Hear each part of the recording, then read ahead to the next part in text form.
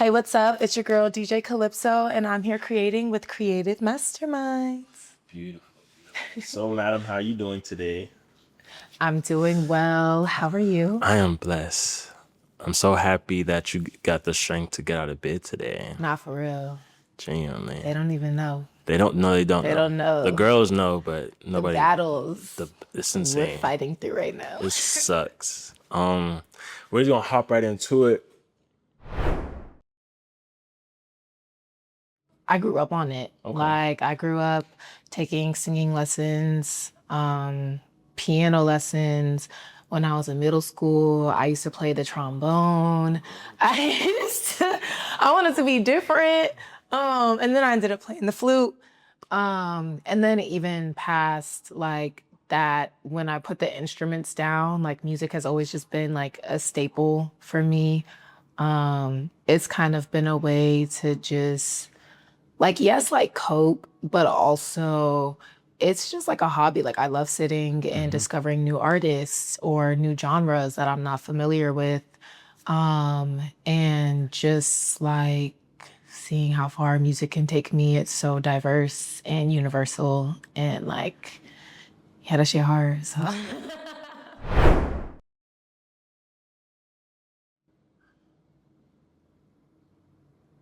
R&B. R&B. I feel like R&B is so timeless. There are some songs that like my parents put me onto since I was literally like young as fuck. And to this day, like I still be wearing them out. I still put them in my sets. Like it just never gets old to me. I feel like that formula is like magic. And even like the new age, like R&B, like artists, I feel like they're kind of like going back to their roots and like starting to exemplify like certain sounds and like art styles of like the people that came before them. So yeah. When I was in a place where I was really low and I was going through a lot of grief. And that's when I first started like going outside and actually experiencing a lot of DJs who I am on like lineups with now. And seeing people actually engaging outside and dancing and how freeing that can feel and like how beautiful those connections are that you can make within those spaces. And so I just thought like, wow, what a beautiful opportunity to like combine the two with DJing. Like I get to see like in real time new friendships being formed or people being able to network or even just seeing like the stress like dissolve from people's bodies. Like they're releasing that sacral root chakra like in those hips. Like one thing I learned is trauma really is stored in your hips, and dancing like releases so much of that. And so just being able to do that for myself and do that for other people, that was like the main driving force. And then on top of that, like I do have that like music theory knowledge and I have the love and the passion for music, like period. So it just kind of felt like a no-brainer. My granddad just passed like really suddenly.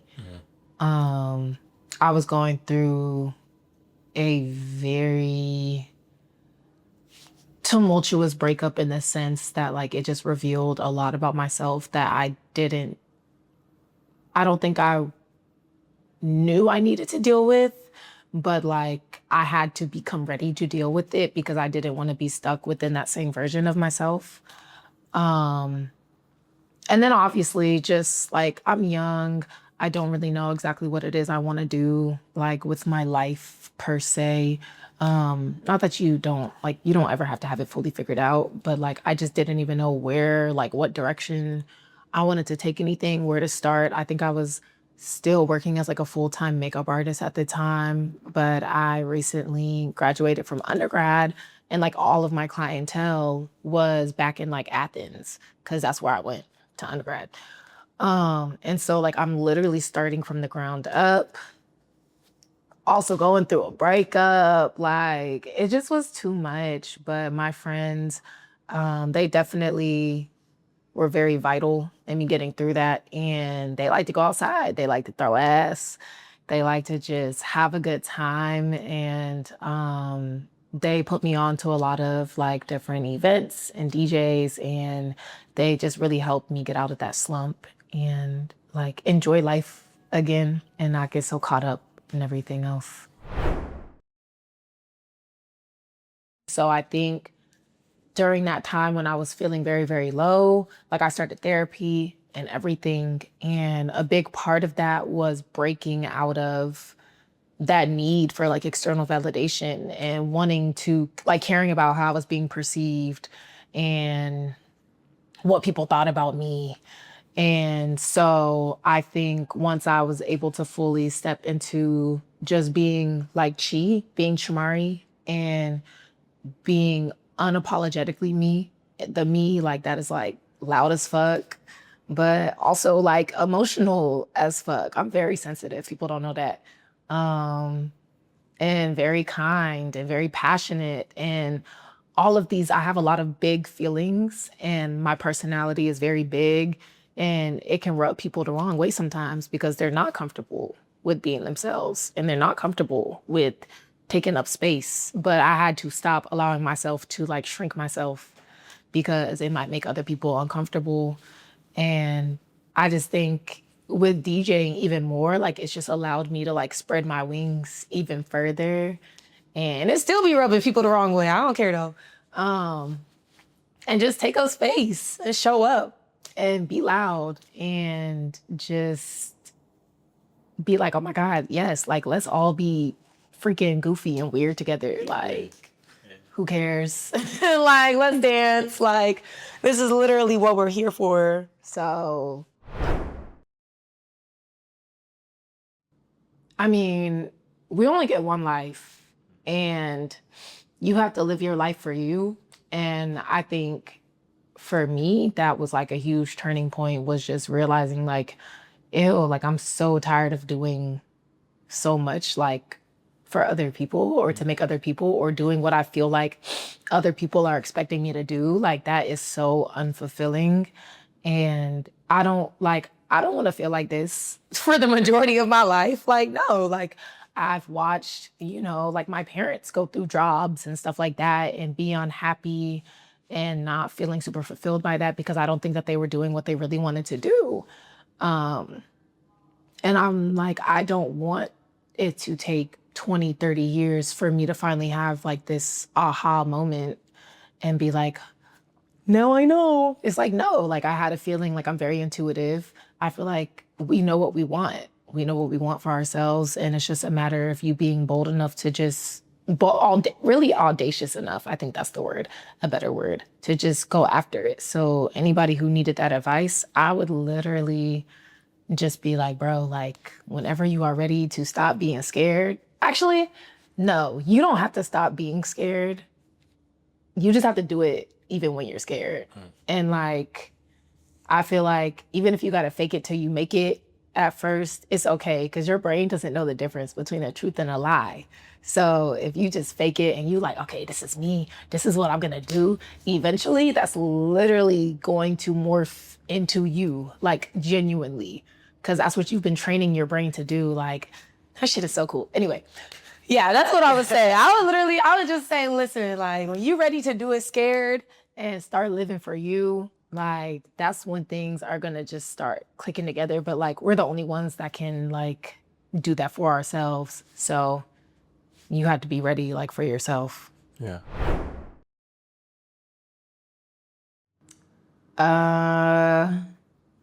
I think it just contributed to like the whole like eldest daughter syndrome, like the hyper independence. And, you know, you want to be like the strong one and like, yeah, I think that's for lack of more words, like pretty much how it affected things. Definitely grew up like suppressing a lot of stuff, like a lot of personal like experiences that I went through or things of that nature. Cause it's just like, for what? Like, well, I'm not gonna share it just to, be like invalidated or feel like it's gonna be like kind of pushed to the side. And then, I'm growing up with brothers who are very like athletic and they have a lot of their own stuff going on. So I'm just trying to kind of make sure that like I'm doing my part and like holding my own weight and stuff like that. Yeah.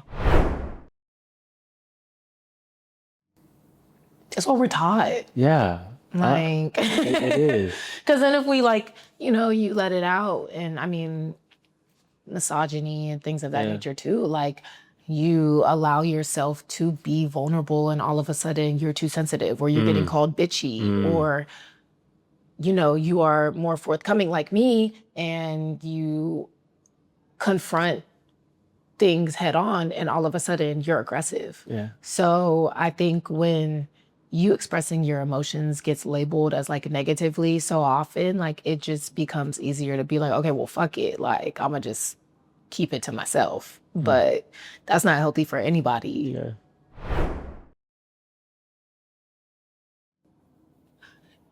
I feel like we just have to fight like 10 times harder sometimes just to make sure that we are being treated equitably, being paid fairly, on time sometimes. Even just the way sometimes like communication and stuff like that happens, like you notice like the different like nuances in that. So yes, misogyny is very much well and alive within DJing. And I mean, like women, like there are more women DJs, but I feel like comparatively, like it's still very much like male dominated. So as far as me, like, I mean, I think it all depends. It depends on if it's like my first time playing with the platform or not. But I will say my DJ like career took off very quickly. Like I've been DJing for a year and a half, and a lot of events that I've played for and things that I've accomplished, like I had no idea like I was gonna be where I was like this quickly. Sometimes I still be like, whoa, like, what you mean I'm playing for a Smino after park? Like what? Yeah. So I don't know. I feel like my circumstances are like an anomaly almost. Because I don't think that it necessarily happens this quickly for most people. But I also will say like I put in like hours like behind the scenes, like I practice, like I'm constantly working on my craft, like downloading new music, trying to stay like on top of trends, but also trying to make sure that like I'm playing stuff for me and I'm finding new stuff for me to put other people onto, like working on like my social media, my branding. So I feel like that all kind of went hand in hand with how quickly I guess like shifted to playing more like notable platforms, and like having those like headlining or closing sets, however you want to label it. Cause yeah, that was a pretty quick shift. I mean, I think that's part of just being like true to you. I gotta be true to how I feel. And so I'm on my cycle, y'all. But like, if my energy is not all the way there, I'm not going to push myself for it to get there because then it feels forced. And I feel like people can tell when you're forcing it. I would rather show up in the capacity that I do have and do my best within that capacity. And I think like for like events like this in particular, like Club Oasis, like Popo, she, like me and her, we have great like chemistry and we work really well as DJs. And I feel like in cases like this, like it's kind of like that, like, when people talk about like 80-20 in like relationships or whatever, and it's not always going to be 50-50 all the time. And I feel like today is one of those days where it's like I'm kind of at my like 30, 40. But she's able to like compensate for that and give that like 60, 70 versus that 50, 50, because she's aware of how I'm feeling. She obviously doesn't want me to push myself too hard. But even when I'm by myself, it's like I could still curate a great set and work within the energy I have, but it's just not gonna be like the rah, rah, like what I bring all the time, because that's just not how I'm feeling right now. And I'm not gonna like force that, because then that's when shit start getting funky. Like, nah, like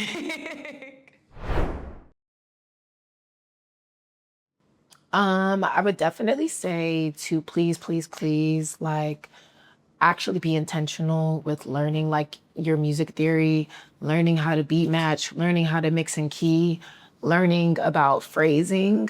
I think that so many people like, I think that DJing has become very like accessible, and I'm even speaking as like a newer DJ. Like I got on an app when I first started, you know, that's how I started practicing, but I was very, very intentional in learning those foundations. And I think that people try to skip that step sometimes, depending on, I guess, what it is that they're wanting to get out of DJing.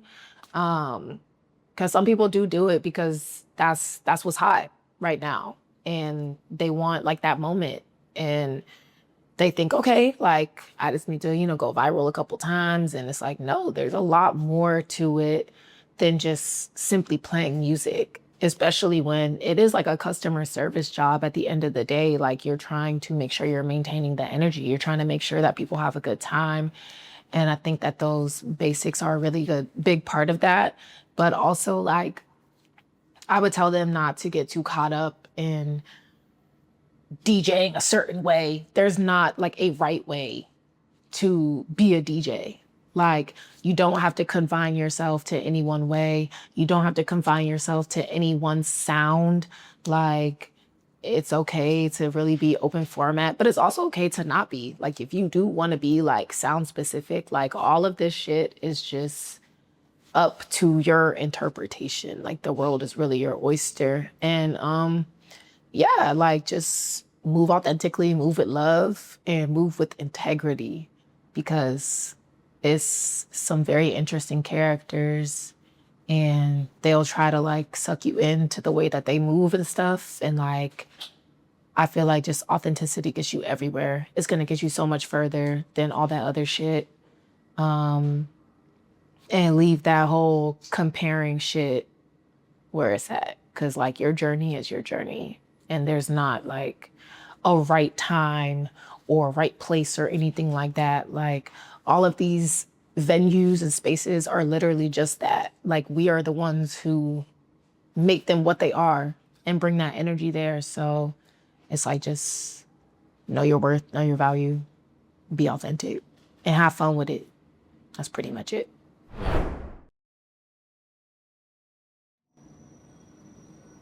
I don't have one. I'm gonna do this forever. No. I don't know exactly what my like end goal is, because I'm just getting started. So I'm still trying to figure out, okay, where is it that I want to be like 3 to 5 years from now? I know for a fact that I will be working with Doechii. I don't know when, but I know it's going to happen. I feel like people call me, they say I look like her all the time. I've met her, like, love her music. It just feels like it's destined. So that, I guess you could say, is an end goal, but that would really just be another beginning. Yeah. Like, Yeah. but like, even like me wanting to play like festivals and wanting to travel like internationally, like, that's not an end goal. That's just the start to something new. So it's like, I don't really have no end goals. I just have more goalposts. And then it just kind of like moves from there. And then I feel like eventually it'll get to a point where I'm like, I feel really good with what I accomplished. Like, I'm cool with like just chilling. Yeah. I don't know how soon you're gonna see this, but every third Thursday, we'll be at El Malo. It's me and Mommy Popo. I release all of my schedules on my social media.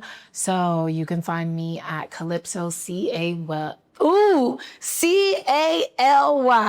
PSO dot or underscore WAV. Instagram, TikTok, YouTube, SoundCloud, all of that. You'll find like my mixes on YouTube and SoundCloud if you want to keep up with me in that way. But yeah. Beautiful. I love you.